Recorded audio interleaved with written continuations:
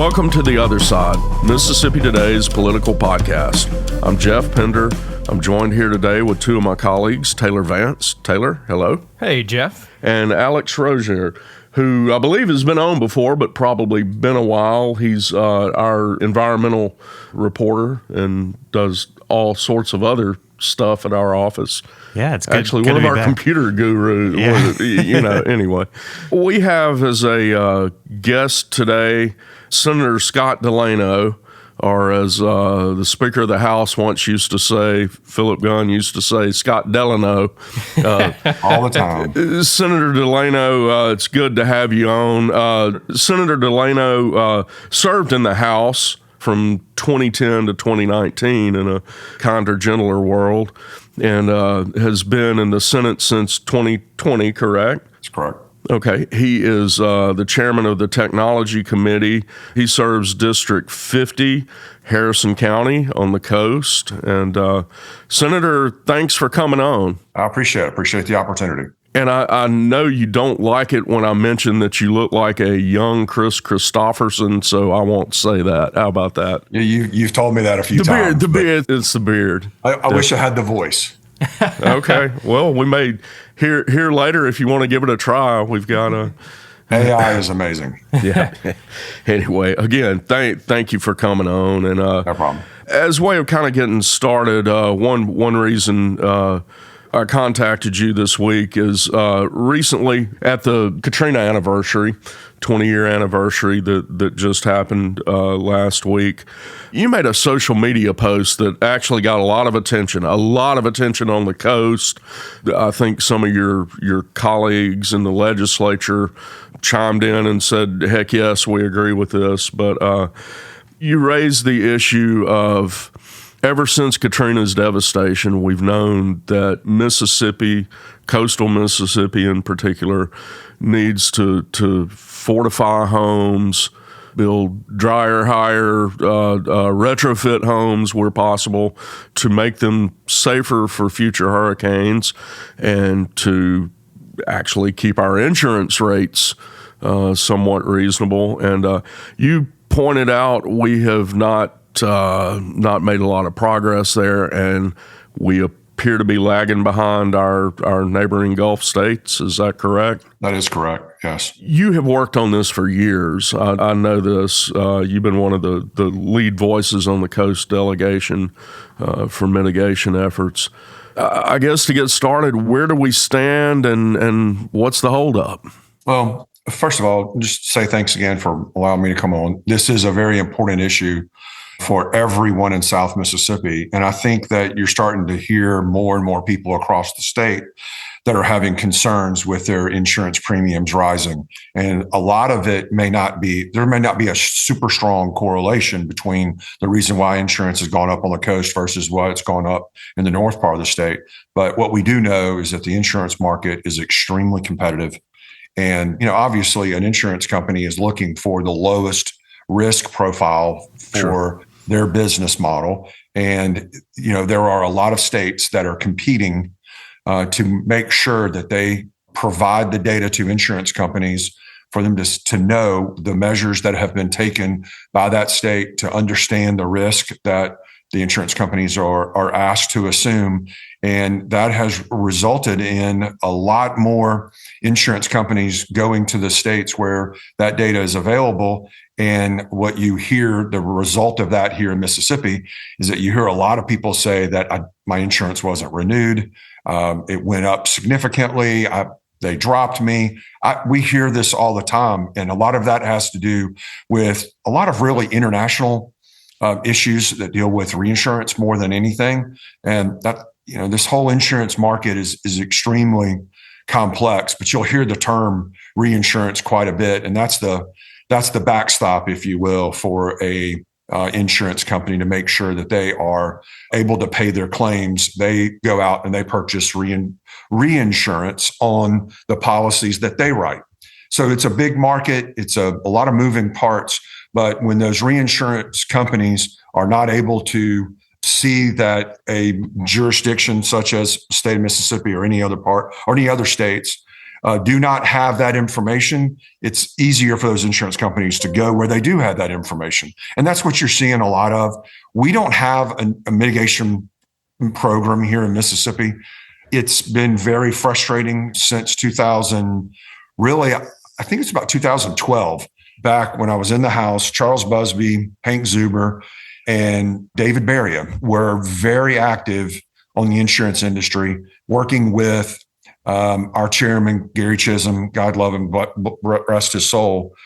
He helped us and tried to help us get through some of the challenges to establish a mitigation program, but we never did get buy-in from the Department of Insurance, and specifically the Commissioner of Insurance. And that's unfortunate. That kind of went on. We made several strides through 2014, 15, and 16 to try to get some measures in place that would help the insurance industry understand the stability, if you will, that we have here, and also shine some light on or for people in South Mississippi to understand why their insurance is going up. That being said, I can't tell you, I think I remember exactly where I was, but I saw Commissioner Cheney somewhere, and I want to say it was in 2023. And he came up to me and he says, man, we got to have a mitigation program. And I just beamed from ear to ear. I thought that I couldn't believe that was coming out of his mouth. And I was so glad to hear it. And I said, well, I'm your champion. What can I do to help you? And we kind of went through some things. He came down here to the coast in the summer of 2023, or at least his department did, and started talking about some mitigation program efforts that they were wanting to implement.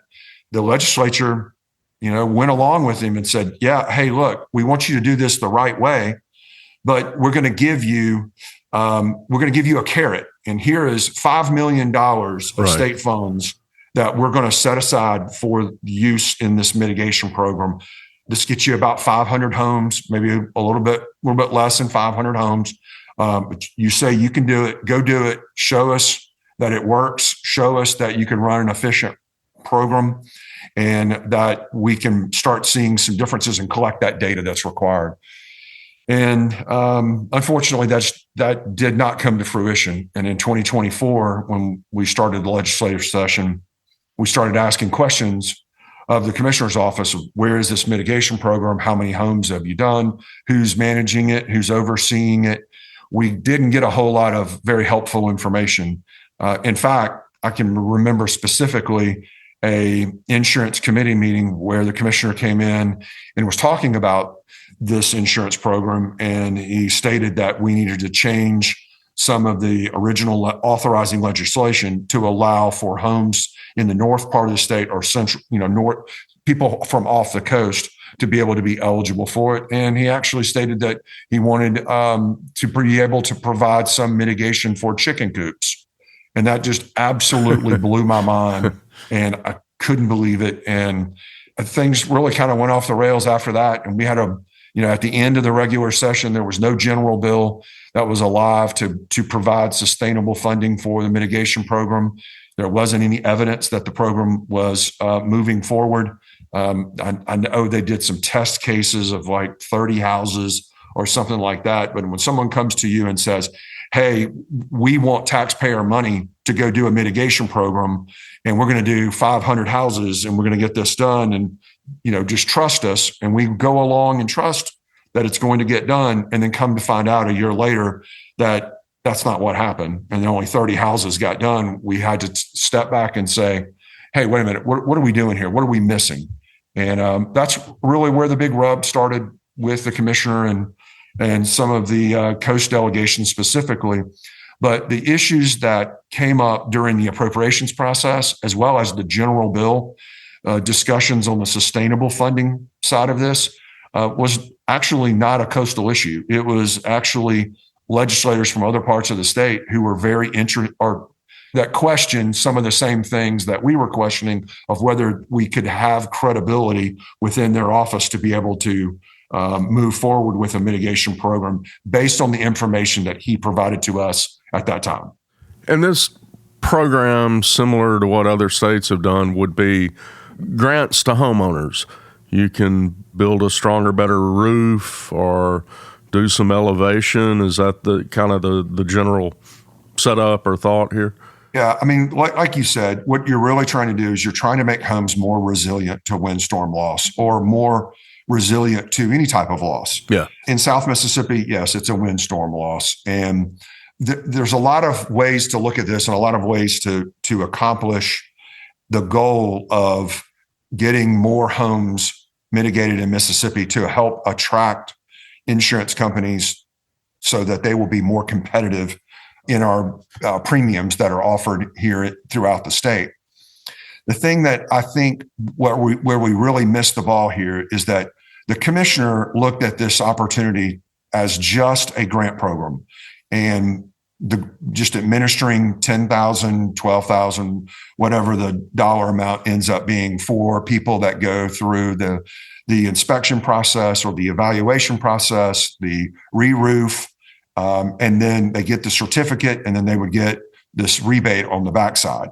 There's a lot of devil in the details on this kind of stuff, but this is really and truly a program that's much bigger than just a mitigation program or a mitigation grant program. You really have to have buy-in at the local level.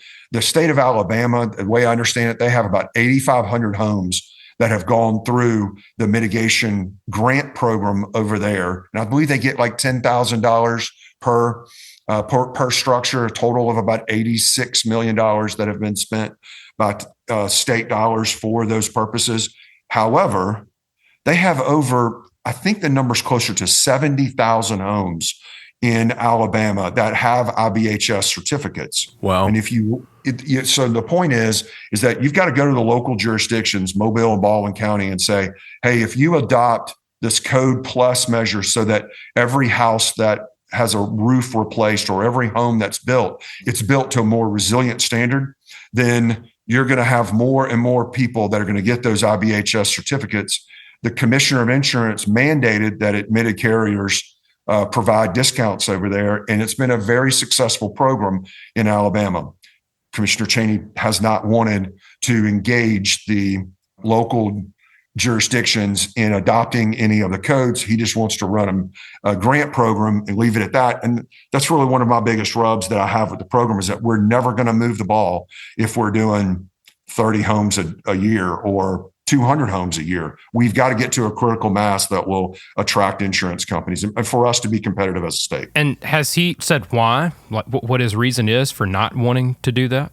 I mean, I know you don't speak for him. I've heard so many things. I don't want to speak for him, but I would really love to know why he would not want to promote that an eligibility for the grant program would be that the resident would have to live in a jurisdiction who has adopted a Code Plus standard.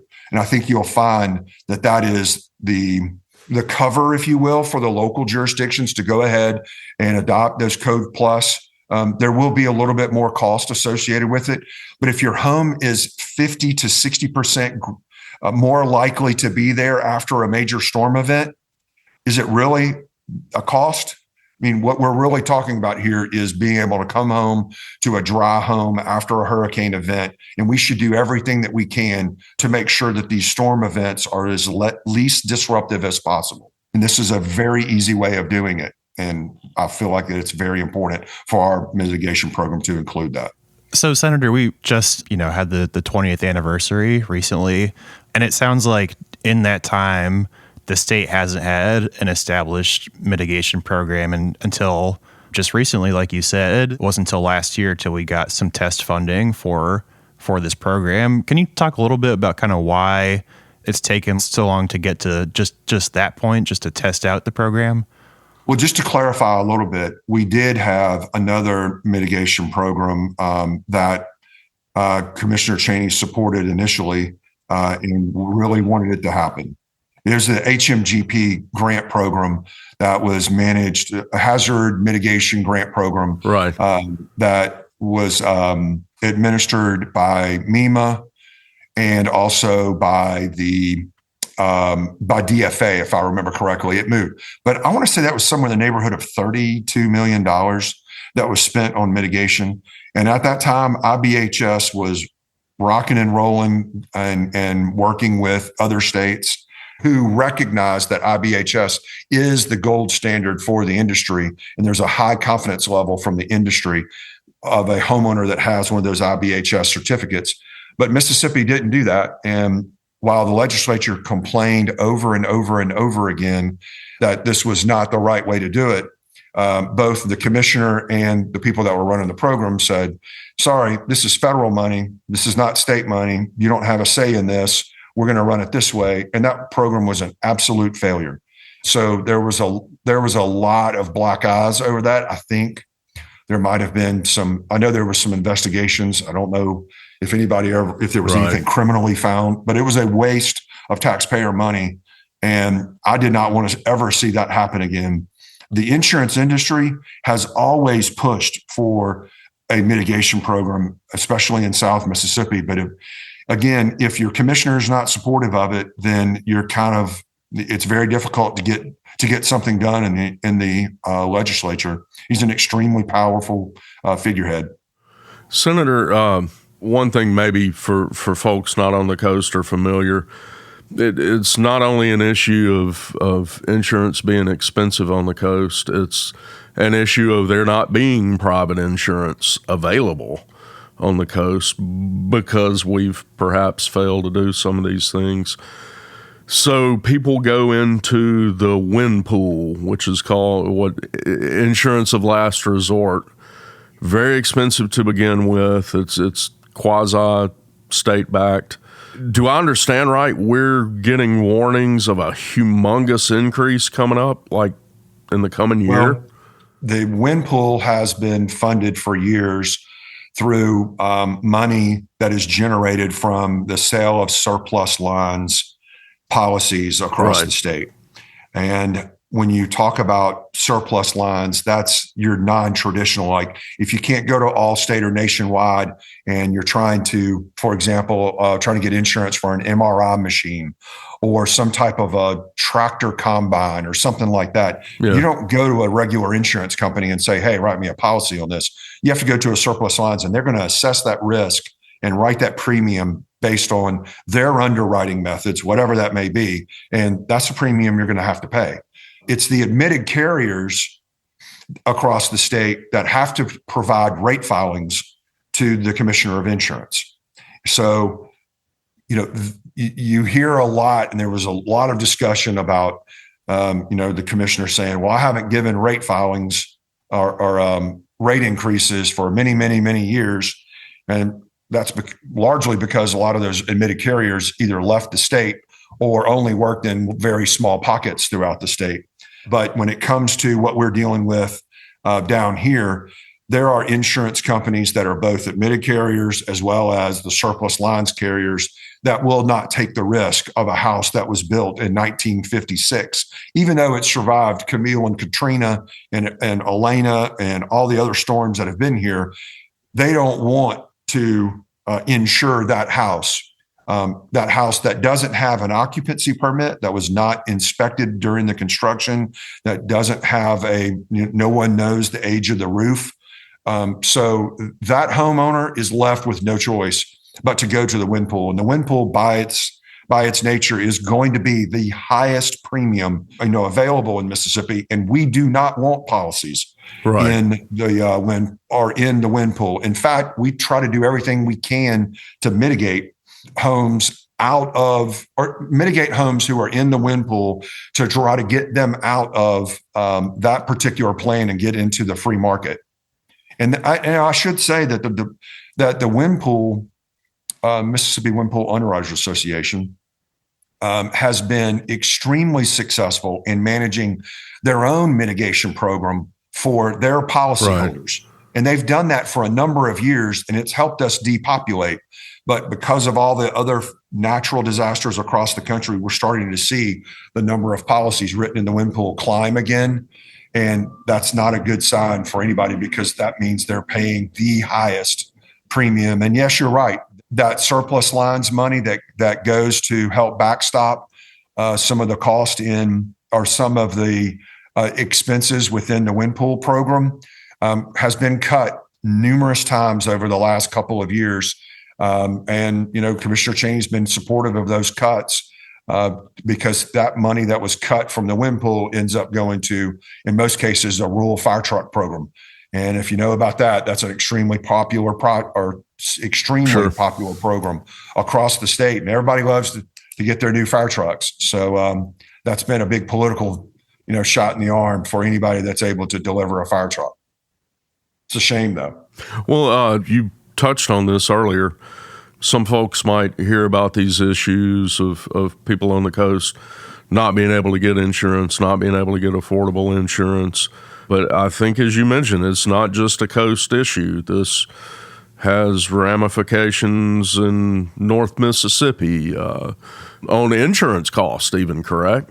It does. And I think if you remember, after Katrina, the first thing that Commissioner Dale said was, hey, you got to have building codes on the coast, and you've got to rebuild better and stronger, and you have to document it. You've got to use the best building codes that are out there. And we picked up the IRC code, or ICC, International Code Council book of codes for both residential and commercial.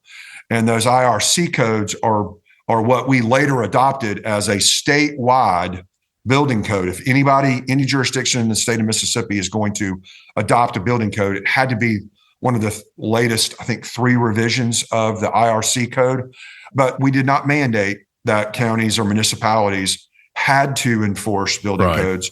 We allowed them to opt out. And I think that what you're going to see more and more insurance companies that are going to be hesitant to write in those areas without having building codes adopted. And they're going to want to see new construction built with those standards inspected and an occupancy permit issued at the time of completion. And that's going to be a painful pill for a lot of jurisdictions, but a lot of the more urbanized areas are already doing this. And again, I'm 100% supportive of establishing a mitigation program that extends north of the 3 coastal counties or 6 coastal counties. 100% supportive of it. I think that they have to have, again, qualifications and criteria, and the mitigation measures that you do in South Mississippi may not be the same in North Mississippi. And I don't know if you're aware of this, but MEMA does have a mitigation program that they have been doing for years. That's called the Safe Home or the Safe Room program.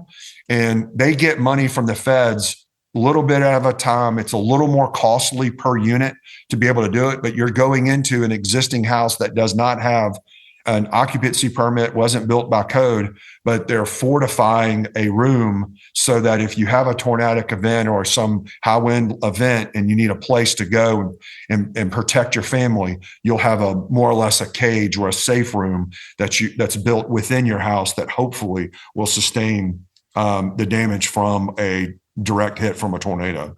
That's a great program. And I think that we should have more of that, more money apply or go towards those programs, and do what is necessary and what's best through scientific methods across the entire state.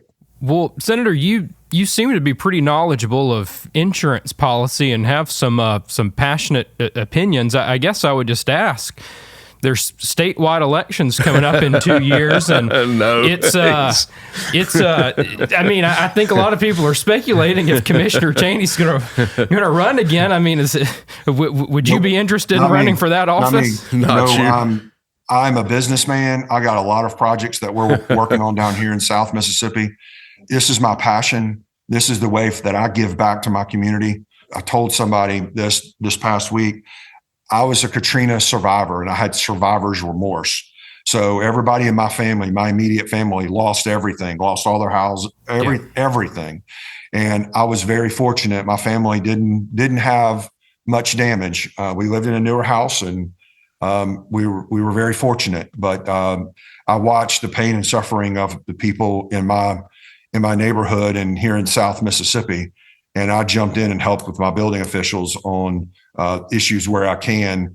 And I didn't know a whole lot about insurance, but I learned it pretty quickly over the next 5 or 6 years. And when I started in the legislature in 2010, I was very fortunate to to have some really knowledgeable people that could help me understand it a little bit more and try to move us in a pathway for us to make some significant changes in the state. And we'll get there. We need to get there. So I have a feeling, I certainly hope, somebody told me this the other day. He said, well, every now and then let me see how it went. You got to break eggs to make an omelet. And if these conversations are the breaking of the eggs, then let's make an omelet and let's make it work. And I think that we can make a mitigation program work. We're really not that far off. There's a lot of really good people. We just need to have some leadership that puts everybody around a table and in a disarming way and say, here are the challenges. How do we overcome them? What can we do? What can we live by? And then how do we provide a sustainable funding source to make this move forward and build the type of program that will make us competitive with Alabama, Louisiana, Florida, South Carolina, even Iowa, Kentucky, and Oklahoma have a windstorm mitigation program where they put state dollars towards it. That's how competitive these markets are getting. Because they know they've got to be able to demonstrate through data that these structures are a lower risk profile than what would normally be assumed by an actuarial insurance person. You mentioned breaking some eggs, and along those lines, this is off the topic. And first off, we appreciate you coming on with this issue, and if we could extract a promise that perhaps before the upcoming session, maybe you give us an update on what you think might be coming for next session or what might be possible. But along those lines, before you leave, I want to say one thing. Sure. That's important. There are some incredibly talented and super smart people that work at the Mississippi Insurance Department, and during session, they work with us closely to get to understand issues, and they do a great job with that. And a lot of the stuff that has been said, a lot of the things that I have said has resulted in some people saying, hey, you don't recognize the work that MID does. And I certainly do. And I think a lot of us in the legislature greatly appreciates the efforts that they do and the challenges that they face. And I can say that the entire Coast delegation enjoys working with the Department of Insurance. And, a lot of the stuff that we deal with are largely just political issues. So I just wanted to say that real quick, and I'll let you move on. And again, political issues and breaking of eggs. Was going to mention beyond you kind of sounding the alarm on issues with mitigation, a little bit of a social media issue last week. You posted about how would you say this, a conservative Republican thought leader in the state, think tank, Douglas Carswell. You voiced a couple of issues with him. I believe he had made a post. He's from the UK and was known for his Brexit work or whatever, but he's been here and has become a leader, I guess, a thought leader of the Republican Party. But he made a post a lot of people saw as racist. I believe it said, quote, "From Epping to the sea, let's make England Abdul free." You took issue with that post, and it sounds like may have had some issues in the past with him. Would you care to comment on that? I'll say this. I think his words speak to where his mindset is. What concerns me is that we have a very strong conservative movement in the state of Mississippi, and we've been very successful in moving forward with conservative efforts. There's almost no one else to argue with in the room anymore. It seems like we're all conservatives, or to a large part. But you have some people that work on the fringes or work on the extreme side. And when you have an organization like Mississippi Center for Public Policy, who has been viewed in the past as a standard bearer for a lot of local or conservative issues within our state, always been a little bit to the right. But we always have have to keep in mind what has come of our past and how we move forward. And how we move forward is not by alienating people, not by making racist comments, not by trying to incite this. If we're going to try to get conservative issues passed, we've got to find a way to stay focused on what we're doing. And if you have someone who steps out and that goes way off to the right, I personally do not want that person being the self-proclaimed mouthpiece for the conservative movement in Mississippi. And that was the purpose of my Facebook post, is that guy does not represent me, and he doesn't represent many of my colleagues in the legislature, and anybody that's worked with him understands why we have that position. Sure. Well, again, really appreciate you coming on, and like I said, if it's all right with you, we'll plan on probably regularly checking in on the status of mitigation program efforts. Sounds great. I look forward to the day that I can come on with Commissioner Cheney and we can talk about the good old days of knocking each other out, and then and be able to hold hands and say, okay, we got this done and we're moving in the right direction, because that's what has to happen for the state of Mississippi. Sure. All right. Well, thank you for your time, Senator. We appreciate it. Thank you. I appreciate it, guys. You too.